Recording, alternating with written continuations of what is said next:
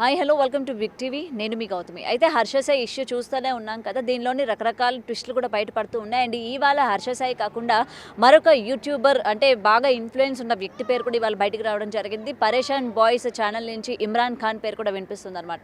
అంటే ఆయన ఏదైతే బాధితురాలి నగ్న చిత్రాలు అతను తీశాడు, హర్ష సాయి తీశాడు, అలాగే దాన్ని ఆసరాగా పెట్టి బ్లాక్మెయిల్ చేశారు అని కూడా దీని వెనక మనం విన్నాం కదా. అండ్ ఆ వీడియోస్ కూడా ఏంటంటే ఇమ్రాన్ ఖాన్కి ఆయన పంపించినట్టు, ఇమ్రాన్ ఖాన్ సపోర్ట్ కూడా తీసుకుంటున్నట్టు ఇక్కడ ఇవాళ మనకి బ్రేకింగ్ న్యూస్ తెలుస్తుంది అనమాట. అయితే దీనికి సంబంధించి గతంలో వాళ్ళతో పాటు వర్క్ చేసిన వైజాగ్ సత్య గారు ఉన్నారు. వైజాగ్ సత్య గారి మాటల్లో కూడా తెలుసుకుందాం అసలు నిజాలు ఏంటి అన్న విషయాలు. సత్య గారు హాయ్ అండి. హలో. సో హర్ష సాయి గారి మీద నిన్నటి నుండి వస్తున్న ఎలిగేషన్స్ మనం చూస్తూ ఉన్నాం. అండ్ ఇప్పుడు రీసెంట్గా ఇమ్రాన్ ఖాన్ పేరు కూడా బయటకు రావడం జరిగింది. ఇతను వీడియోలు నగ్న చిత్రాలు ఏవైతే ఉన్నాయో అమ్మాయిలతో ఉన్న ప్రైవేట్ వీడియోస్ అతనికి సెండ్ చేయడం, అతన్ని హెల్ప్లా తీసుకోవడం. సో దీని గురించి ఏం చెప్తారు? ఇమ్రాన్ ఖాన్ అయితే అట్లాంటి క్యారెక్టర్ కాదు. అబ్బాయి మంచి వ్యక్తి. ఎందుకంటే ఇమ్రాన్ ఖాన్తో నేను ఆల్మోస్ట్ 100 షూట్లు చేశాను. నేను ఉప్పల్ బాలు, నేను కుర్చీ తాత, నేను అగ్గిపెట్టి మచ్చ, నేను నటనం స్టార్, మేమంతా. ఆయన అట్లాంటి వ్యక్తి కాదు. ఆయన ఆడవాళ్ళు గౌరవించే వ్యక్తి. కాకపోతే ఇమ్రాన్ ఖాన్ హర్షాయికి బెస్ట్ ఫ్రెండ్. కానీ హర్షాయి మాత్రం ఒక దొంగ అనమాట, ఒక ప్లే బాయ్, ఒక బెట్టింగ్ రాజా. ఆయన నేను 2 to 3 టైమ్స్ కలిశాను. నోవాటల్లో నేను ఉప్పల్ బాలు హోటల్లో స్టే చేసాము. మాకు అప్పుడు ఒక ఈవెంట్ వచ్చింది, గాజువాక్లో వెళ్ళాము. వెళ్ళేటప్పుడు నూకాలమ్మ పండక్కి. అప్పుడు తను కూడా అదే హోటల్లో ఉన్నాడు. తను 4th ఫ్లోర్లో ఉన్నాడు. 4-5 రూములు తీసుకున్నాడు. 4-5 రూములు ఈ మనిషికి అవసరమా? అయితే మేము 2nd ఫ్లోర్లో ఉన్నాము. ఉప్పల్ బాలు నేను వెళ్ళామన్నమాట ఆయన దగ్గరికి. వెళ్ళి నేను ఫస్ట్ సెల్ఫీ అడిగితే ఇచ్చాడు, బాగానే ఇచ్చాడు. ఇచ్చిన తర్వాత బాలు ఒక వీడియో తీసుకుంటున్నాడు. ఇట్లా హాయ్ అండి, నేనండి ఉప్పల్ బాలు అండి, ఇలా హర్షాయిని కలిసానంటే ఇలా నెట్టేస్తాడు బాలుని. నాకు కోపం వచ్చి, ఏంటి అట్లా చేస్తున్నావు హర్షాయి, నీకంటే ఆయనే పెద్ద సెలబ్రిటీ, నువ్వు సెలబ్రిటీ అయితే అవ్వచ్చు, ఒక సెలబ్రిటీ ఇంకో సెలబ్రిటీకి రెస్పెక్ట్ ఇవ్వాలి. ఆయన 10 ఏళ్ళుగా సెలబ్రిటీగా ఉన్నాడు, అట్లా చాలా తప్పు. ఏదో ఒక రోజు కూడా నువ్వు కూడా ఇప్పుడు మమ్మల్ని ఇన్సల్ట్ చేసినట్టు నువ్వు కూడా ఏదో ఒక రోజు ఇన్సల్ట్ అయిపోతావు అన్నాము. అట్లా అయింది. తర్వాత ఆ హోటల్లో నాది హోటల్ ఇండస్ట్రీ, మీరు వైజాగ్ మొత్తం ఎంక్వైరీ చేసుకోండి. నేను హోటల్ మేనేజ్మెంట్లో ఎంబీఏ చేశాను. పెద్ద 5 స్టార్ హోటల్లో మేనేజర్ కూడా చేశాను.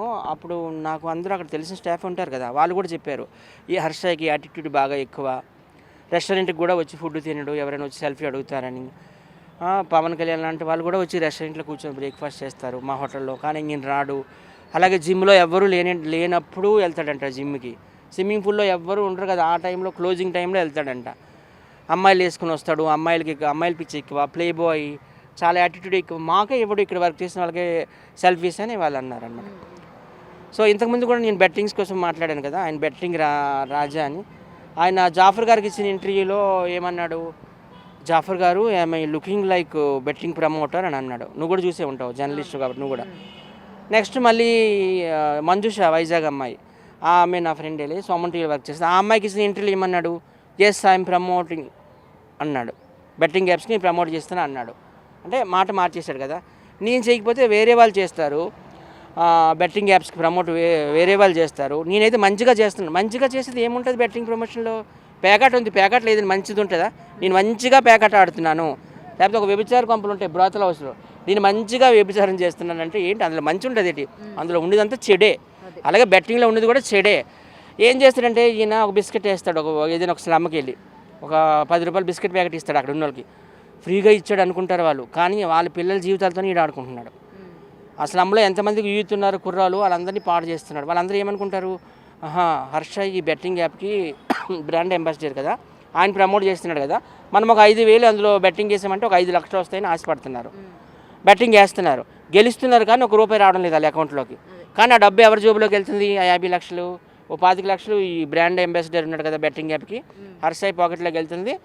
ఒక అరసగమేమో యాప్ ఓనర్ ఉంటాడు కదా, వాడి దగ్గరికి వెళ్తుంది. ఇప్పుడు ఈ పిల్ల విషయానికి వస్తే, ఈ బ్రాహ్మణ్ ముంబై, అంటే తెలుగామే కానీ ముంబైలో సెటిల్ అయ్యారు. ఆమె మనకు తెలుసు, ఆల్రెడీ నేను కూడా ఈవెంట్కి వెళ్ళాను, మెగా అని ఒక ఈవెంట్ పెట్టాడు కదా, అప్పుడు కూడా ఎవరికి ఏం సెల్ఫీలు ఇవ్వలేదు.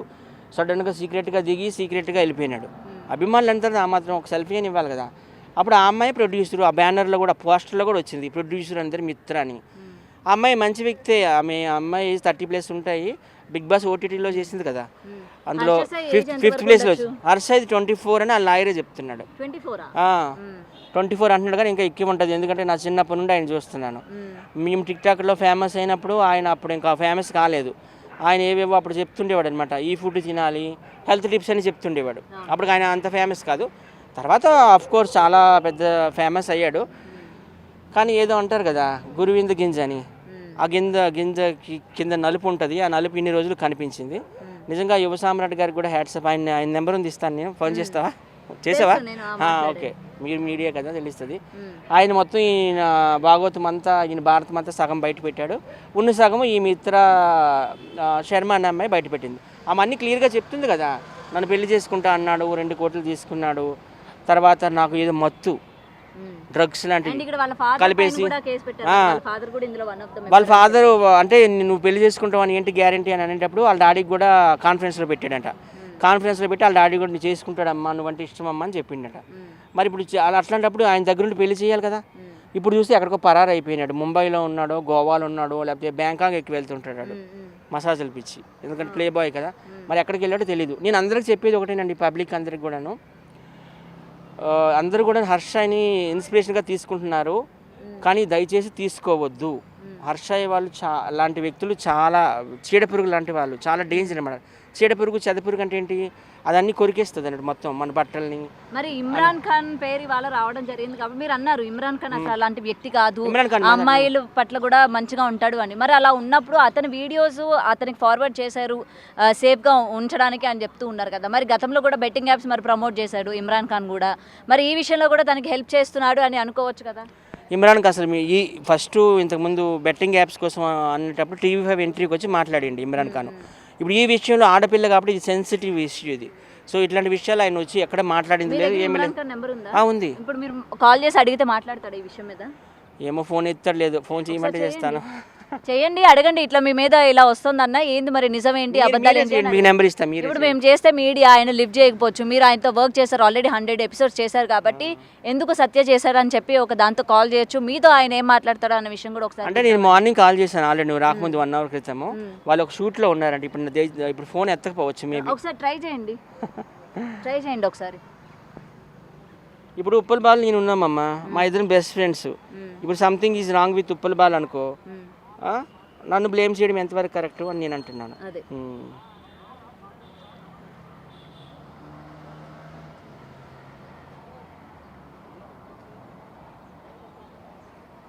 మీడియా అని చెప్పకండి, మీరు నార్మల్గా అడగండి.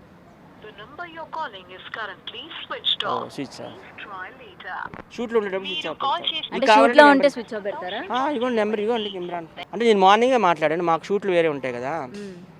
ఆయన ఒక ఆర్టిస్ట్ కావాలని అడిగారు, వాళ్ళతో చేద్దామంటే అలా ఇందాకే మాట్లాడాను నేను. అతనైతే మంచి వ్యక్తేనమ్మా నిజంగా ఇమ్రాన్ ఖాన్. ఆయన అట్లాంటి వ్యక్తి కాదు, ఎందుకంటే ఫ్రెండ్షిప్ అయితే ఉంది వీళ్ళిద్దరికి, ఎందుకంటే ఆయనకి చాలా మందితో ఫ్రెండ్షిప్లు ఉన్నాయి. ఆయన ఏంటంటే ఒక విషయం చెప్తామేనండి, ఇమ్రాన్ ఖాన్ ఏదైనా ఒక మ్యాటర్లో నిజాయితీ ఉందంటే నేను వెళ్తాడు. ఇప్పుడు వైజాగ్ ఉంది, వైజాగ్లో బోట్లు తగలబెట్టేశారు, అదంతా లోకల్ బై నాని మీదకి వెళ్ళింది, అప్పుడు ఈయన వెళ్ళి సపోర్ట్ చేశాడు. అలాగనమాట. ఏం నాణ్యత ఉంది, ఏం నిజం ఉందని చెప్తున్నారు ఆయన చేశాడంటారు. అది యువ సామ్రాట్కి ఆయన యువ సామ్రాట్కి ఆయనకి ఏది వచ్చింది ఆ ఇష్యూ మీద మాట్లాడడానికి వెళ్ళాడు ఆయన. యువ సామ్రాట్ అని ఒక వ్యక్తి ఉన్నారు కదా, అమెరికా నుండి వచ్చేసాడు, NRI.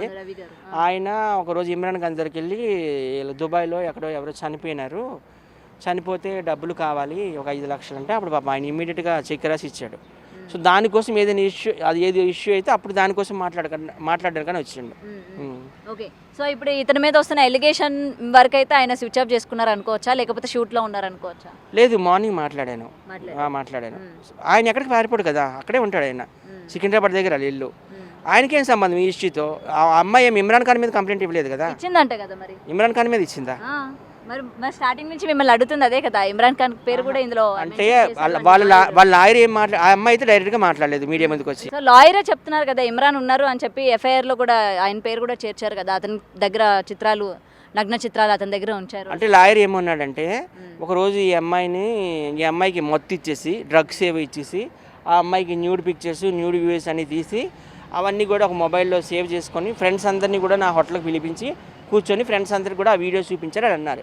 నిజాలు తేలాల్సి ఉంది. హర్షయ్యకి నాకు తెలిసి ఫ్రెండ్స్ చాలా తక్కువ ఉంటారు, ఆయన ఎవరికి కూడా అంత యాక్సెస్ అవ్వడు. ఏదైనా చట్టం తన పని తను చేసుకుంటుంది కదా. హర్షయ్యని మాత్రం తప్పకుండా రిమాండ్లో వేయాలని నేను కోరుకుంటున్నాను, ఎందుకంటే ఇది ఒక ఆడదాని భవిష్యత్తు కాబట్టి. నిజంగా ఈ మూవీ ఆర్టిస్ట్ అసోసియేషన్ వాళ్ళకి కూడా ఈ సందర్భంగా నేను ధన్యవాదాలు తెలియజేసుకుంటున్నాను. ఎందుకంటే వాళ్ళు కూడా ఒక కమిటీ చేశారు. యాంకర్ ఝాన్సీ, ఆమె cinema actress, film actress committee, TV anchor ఆమె చైర్పర్సన్.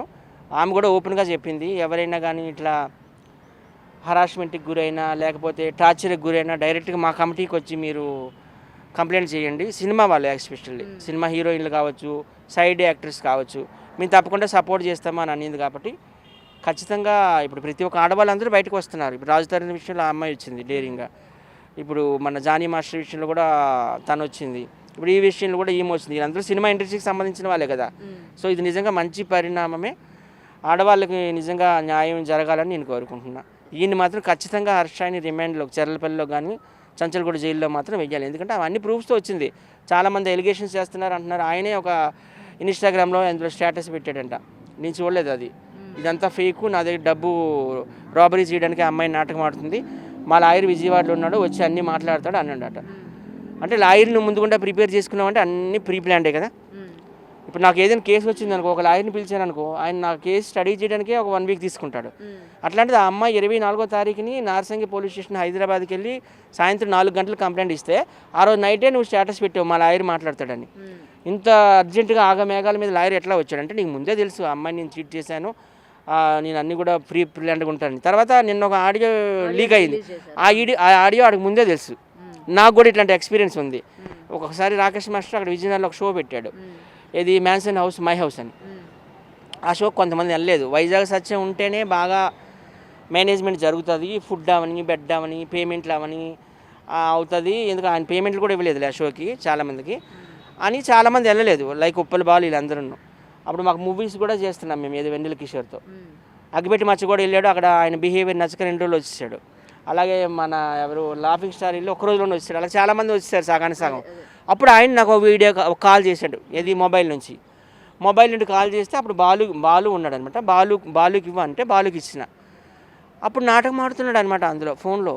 నేను ఏం చేశాను సత్యాకి, నేను అన్ని కన్న కొడుకులా చూసుకున్నాను కదా, నా షోకి ఎందుకు అందరు నాపేస్తున్నాడు ఆర్టిస్టులు అందరిని. ఎందుకంటే ఆయనకు తెలుసు, తర్వాత ఆయనకు తెలుసు కదా ఆడియో మళ్ళీ తర్వాత నేను యూట్యూబ్లో అప్లోడ్ చేస్తాను, యూట్యూబ్లో ఫేస్బుక్లో జనాల సింపతి అంతా నాకే వస్తుందని ఆయన అట్లా డ్రామాలు ఆడాడు. చనిపోయిన వాళ్ళ కోసం అట్లా మనం మాట్లాడకూడదు, కానీ ఎంత కాదనుకున్నా ఆయన మా టీంకి హెడ్ కాదనలేదు. సో అట్లా ఇతను ప్రీ ప్లాన్డ్గా ఆ అమ్మాయి మాట్లాడుతున్నప్పుడు ఈయన రికార్డ్ చేసి అసలు ఏమైంది ఆ అమ్మాయికి ఆ విషయం తెలియదు కదా, ఆ అమ్మాయి ఎమోషనల్ అయిపోతుంది అనమాట. ఎందుకంటే ఆ అమ్మాయి డబ్బులు పెట్టింది, మరి శరీరం కూడా సమర్పించుకుందేమో, మరి లవర్స్ అంతా సమర్పించుకుంటారు కదా. 2022 నుంచి 24 అంటే 3-4 ఏళ్ళు అవుతుంది. పాప మా అమ్మాయి ఎమోషనల్ అయిపోయి ఏంటి ఆన్సర్ చెప్పు, నేను ఇంత అడుగుతున్నాను, పిచ్చెక్కిపోతున్నాను, నువ్వేమి చెప్పడం లేదు అంటే ఆయన ఏం చెప్పడంలా. అట్లా కాదు ఇట్లా కాదు అంటున్నాడు, కానీ అది ప్రీ ప్లాన్డ్ ఆడియో అమ్మది. తర్వాత యూట్యూబ్ ఛానల్లో అప్లోడ్ చేయడానికి కానీ పోలీసులకు ఇవ్వడానికి కానీ ఆయన ప్రీ ప్లాన్డ్గా ఉంచుకున్నాడు. నిజంగా వాడు నిజాయితీపరుడు అయితే ఈ హర్ష అనేవాడు, ఈ ప్లే బాయ్, ఈ బెట్టింగ్ రాజా, పోలీసుల ముందుకు వచ్చి సమాధానం చెప్పమను. ఎందుకు పారిపోతాడు? గోవా అవ్వచ్చు, ముంబై అవ్వచ్చు, నువ్వు ఎక్కడున్నా కానీ పట్టుకుంటారు హర్షాయి. దయచేసి నేను ఈ సందర్భంగా ఆంధ్రాలో, తెలంగాణలో, కర్ణాటకలో ఆయనకి ఎక్కువ ఫ్యాన్స్ ఉన్నారు కాబట్టి ఆ యూత్కి చెప్పదలుచుకునేది ఏంటంటే, హర్షాయిని దయచేసి ఇన్స్పిరేషన్గా తీసుకోకండి. ఆయన 5 స్టార్ హోటల్లో ఉంటాడమ్మా, 5 రూములు తీసుకుంటాడు. 5 రూములు నీకెందుకు? పవన్ కళ్యాణ్ గారు ఇప్పుడు డిప్యూటీ సీఎం, 100 కోట్ల ఆస్తి ఉంది ఆయనకి. ఫిలిం ఇండస్ట్రీలో కూడా ఇప్పుడు ఆయన సినిమాల్లోకి వస్తే ఆయనే నెంబర్ 1. అట్లాంటి వ్యక్తి మొన్న వెళ్ళి కనకదుర్గమ్మ గుడిలో మెట్లు కడిగాడు బెజవాడలో, ఒక మామిడి చెట్టు కింద కూర్చొని పెరుగన్నం తింటాడు. ఆయన అంత సింపుల్గా అంత దీనిగా ఉండేటప్పుడు ఈయనకి అంత బిల్డప్ ఎందుకు? ఈయనకి ఆడి కార్లు, బెంజ్ కార్లు, ఏవో కంపెనీ BMW కార్లు అంట, 5 స్టార్ హోటల్లో ఉంటాడంట, ఈయన కింద బౌన్సర్లు అంట.